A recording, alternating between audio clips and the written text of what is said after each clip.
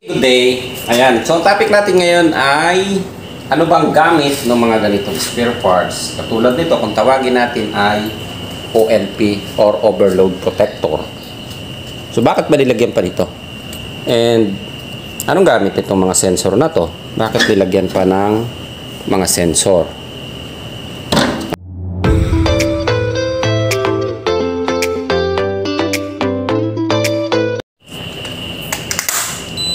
Ayan, okay, so paandarin muna natin itong unit. And check natin. So, ang issue dito is H3 error. So, kung resolve na natin ito, wala tayong ibang nakitang ibang problema. So, i-on lang muna natin. Ayan. Okay. So, usually ito bago mag-start, mabilis mag-start ang compressor nito. Pag on ng pan nito, halos sumasabay na rin ang compressor. Pero inverter siya. Ayan. So, itong design nito. So, nag-start siya sa 0.6 ampere. Ayan. Umaandar na siya. Umaandar na ang compressor niyan. Unti-unting monitor lang natin ha. Medyo maingay dahil yung hangin ng ating fan. Ayan. So, unti-unting tumataas yung ampere natin. Ayan. Hanggang sa kasi yung ating unit is inverter, so ang compressor natin ay variable speed. So makikita nyo yung ampere natin, unti-unti siyang tumataas hanggang umabot siya sa maximum speed. Okay, so umabot na siya ng 2.3 ampere. So usually ito ay bago siya mag medium speed or ayun, medium speed kung tawagin natin. Nasa 3 minutes siya bago umangat o mag high speed. Pag umabot naman siya, mag high speed siya, usually 5 minutes na hinihintay natin. So yun yung common na observation natin, umabot siya ng 5 minutes. Ayan, so mataas na siya. So eto yung ating topic ngayon. I-off ko muna pa kasi maingay yung hangin. Eto, so i-off ko muna yung aircon muna natin. So ang pinaka main problem talaga ng unit natin is naglabas siya ng H3 error. So sa H3 error makikita natin is itong OLP based doon sa ating error code na lang tayo na konting delay. Yung OLP kaya nilagay yan, syempre ito yung ating protection para doon sa compressor. So nakadikit siya dito sa compressor natin. Ayan, dito. Kapag ka nag-overheat na yung compressor natin, mag-o-open yung ating OLP. So, ika-cut off niya or isa-shutdown niya ang compressor natin. Usually, matagal siya bago maglabas ng error. Parang nasa mga 10 minutes, minsan 15 minutes, hindi siya pare-parehas eh. Then, pinalalamig niya yung compressor bago pa siya maglabas ng error. So, ang nangyayari, kapag mainit na yung compressor, saka siya magkakaroon ng aberya o problema. Pero minsan naman, nag-o-open talaga siya, hindi na siya bumabalik. So, nagkakaproblema yung OLP. So, doon lalabas yung H3 error. So, matagal siyang lumabas. Yung H5 error naman, usually, sa wire ng compressor, nagkakaroon, or minsan, IPM na talaga ang nagiging problema. Kaya mapapansin nyo, yung nilagyan ko na ng hose ito, na-repair na namin ito eh. So, nilagyan ko siya ng makapal na hose para minsan pag nakadikit yan dito, nasusunog eh. Nasusunog yung wire. So, nilagyan namin siya ng hose na talaga siya. Okay. Ayan.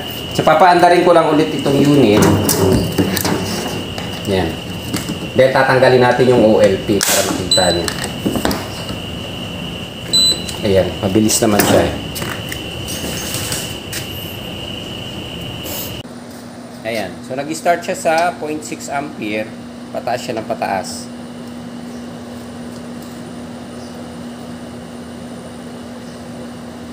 Ayan. So, antayin lang natin siyang umabot sa maximum speed.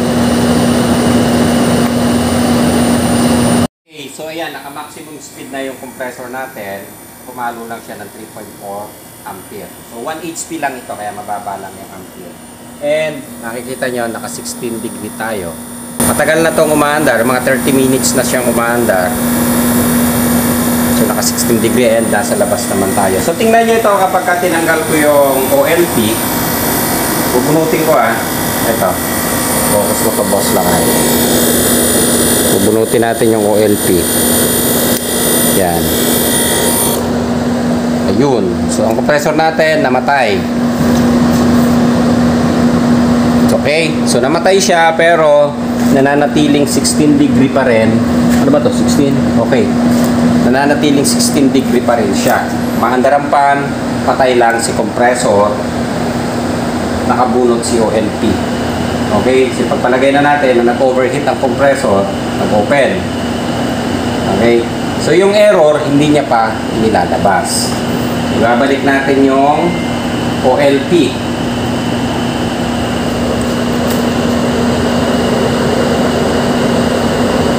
Yan. Okay. So, nakabit na ulit. Hintayin natin. Tingnan natin kung magra-run siya. Ayan. So, nag-start na ulit yung ating compressor. Nag-standby siya ng almost 1 minute, 1 to 3 minutes siya kang nagkakaroon ng pahinga ang compressor. Ayan tumataas na ulit yung ampere natin. Yan. So, nagra-run ang ating compressor. So, i-off ko lang muna siya para magkarinigan tayo. Medyo maingay yung hangin. Yan. So, pumalo na siya ng 2 ampere. Nasa medium speed yung ating compressor. So, kapag nag-maximum siya, pumapalo siya ng 3.4. Okay. So, i-off ko lang muna.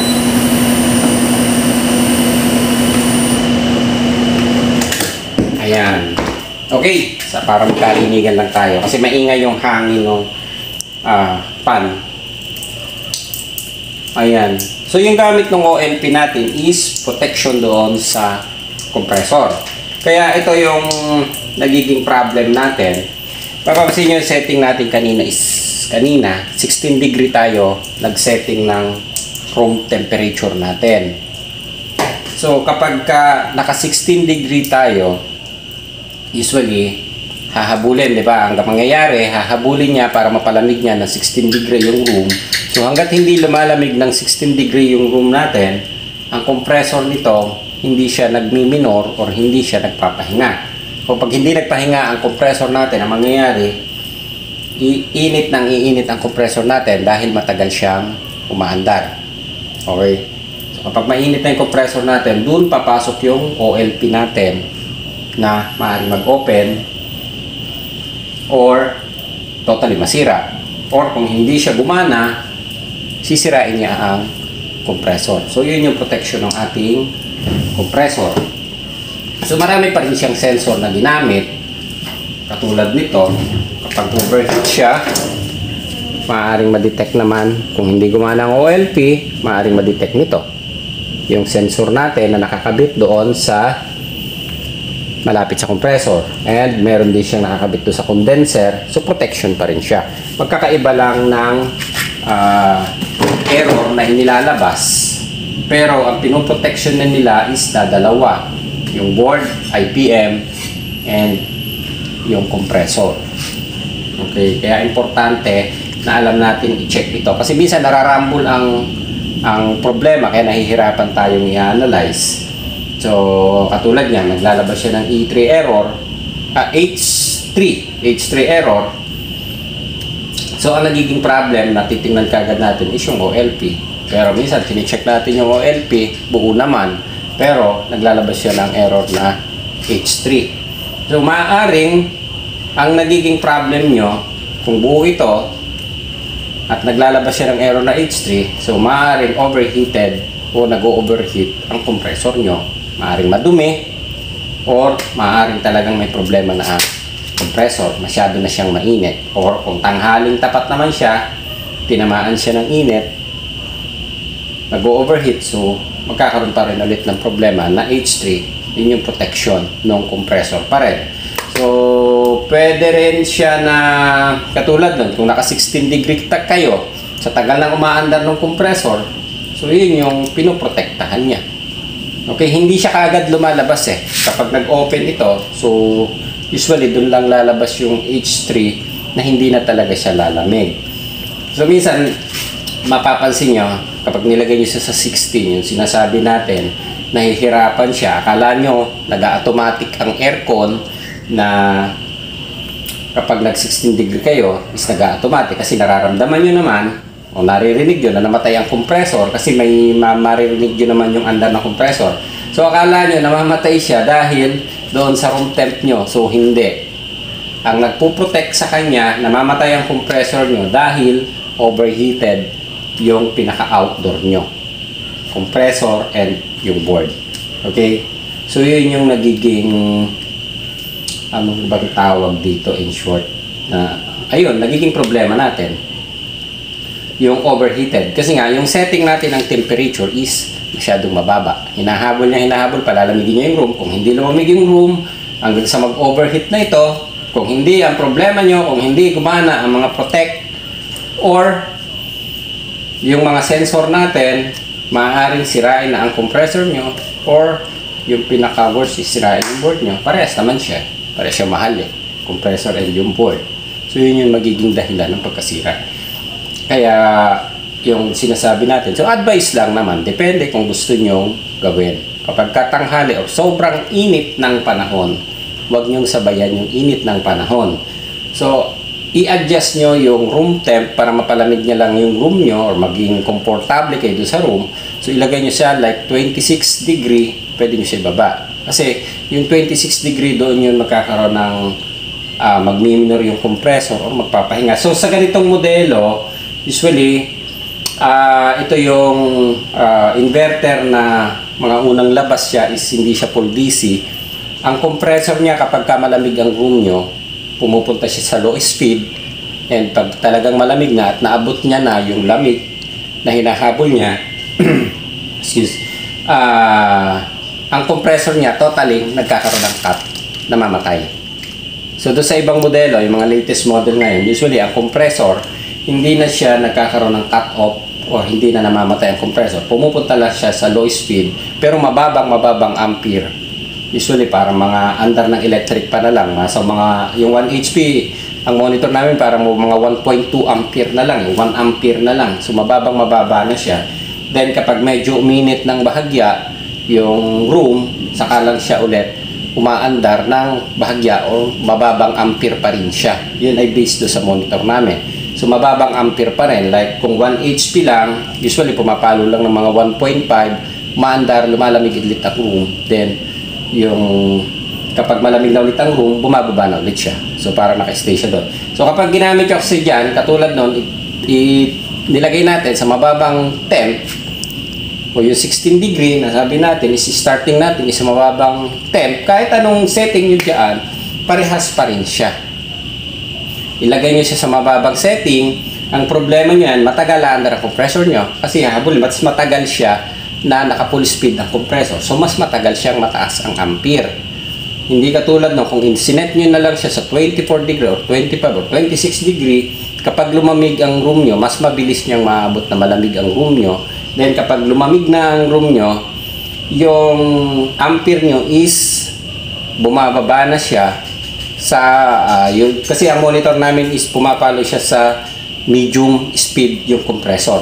Hindi siya pumupunta na sa maximum. Doon na siya naglalaro. Pumababa siya sa naglolo and nag-medium. Hindi na siya pumupunta sa high speed or tumataas yung ampere natin ng maximum level kahit na yung lamig ng room nyo is bumaba. Pag lumamig na ang room, usually papalo lang siya. Kung 1 HP ang monitor namin, nasa mga 1.2, 1.5, lalo na yung mga modelong unit ngayon na full DC. Yun. So, ganun lang ang tawag dito. Ganun lang yung ampere, ganun lang kababa ang kinukonsumo. So, mas matipid pa rin talaga ang inverter. Yun ay kung alam natin gamitin. So, kapag ginamit natin yan, nilagay nyo na sa 16. So, 16, so dapat ang gamit yung chiller, hindi aircon. 16 degree. So, napapansin nyo lang, akala nyo, nagpapahinga ang compressor. Hindi siya nagpapahinga sa 16 degree. Nagpapahinga siya dahil yung init ng compressor is na-detect na ng OLP natin or na-detect na ng mga sensor natin. So, pinoprotektahan niya yung outdoor nyo or yung compressor nyo and yung board nyo. Kaya, makikita niya namamatay or kung minonitor nyo doon sa inyong clamp ammeter, akala niyo siya is bumaba. Bumaba siya kasi pinoprotektahan niya yung compressor. Pinalalamig niya muna bago siya umandar ulit. O bago siya tawag natin na mag high speed o mandar o bago ulit siya lumamig ng maayos. Kung naka 16 degree kayo at hindi pa lumalamig ng matagal o hindi pa lumalamig ng yung ating compressor at saka yung mga pinaglagyan ng sensor, so yung mangyayari dyan, yung compressor nyo is matagal magpapahinga. Kaya pag nilagay nyo sa 16 degree, mas mapapansin nyo ang tagal umandar ulit or parang mas mainit compared sa ilagay nyo sa 24, 25 or 26 degree na nakakapagpahinga siya. Okay, so yung pahinga niya is naka-minor. Kumbaga parang hindi ka tumatakbo, naglalakad ka lang. Okay, kung sa tao, so pahinga ka. Hindi katulad nung gusto mong palamigin na 16 degree, hahabulin niya yung 16 degree. Di para katakbo ka ng takbo, andar ka ng andar hanggang sa mag-overheat siya. Ang pahinga niya is protect, hindi yung sensor na makakadetect dapat ng lamig na room temp na tinatawag natin. So, ang mag-a-adjust dapat sa kanya, kung like nag-24 degree kayo, kapag nag-24 degree, yung system mismo ang mag-a-adjust, imi-minor niya or ilalagay niya sa low speed ang compressor nyo. Babaguhin niya. So, mag-minor siya, bababa ang ampere nyo kapag nag-minor ang compressor. So, usually, pati fan is sumasabay, nag-minor din. So, bumababa. As in, talagang mababa ang ampere. Okay? So, yun lang. So, ang gamit ng OLP is protection doon sa ating compressor. And, pati yung mga sensor nandito. Meron din tayong ambient sensor na nakakabit yan. Usually, 3 sensor ang nakakabit sa kanya. So, lahat yan is protection ng outdoor unit natin. Okay? So, sa window type, pag hinati mo yan, ang tawag dito sa condensing unit natin is outdoor pa rin. So, ito indoor. Okay? Yung evaporator. Ayun. Doon sa setting naman ito, usually, pwede nyo siyang ibaba. May nagsabi na 20, walang 30 degree. So, may 30 degree siya. Meron pang mas mataas nga eh. Meron pang 50 degree. Yung hot and cold, merong design na gano'n eh. So, ayan. So, okay na tayo dito. Ang gamit nito is protection sa compressor. So, minsan, malilito lang kayo. Kapag buo ito sa tester, tinetester nyo is good, tapos naglalabas pa rin siya ng H3. So, tingnan nyo yung compressor, baka sobrang init, overheat. So, mapapansin nyo, tinanggal ko ang cover na nito eh. So, isa yon sa nakakadagdag ng init doon sa ating compressor. So, hindi naman siya ganun kaingay kahit tanggalin natin yung pinaka-cover ng compressor. Pero depende, kung gusto ipabalik, pwede naman. Pero kung gusto nating protektahan, maging maayos o magamit pa yung aircon, tinatanggal namin. So, protection na sa kalawang and protection pa sa overheat ng compressor. Okay? So, okay na tayo dito. Ano? Ayos! Okay!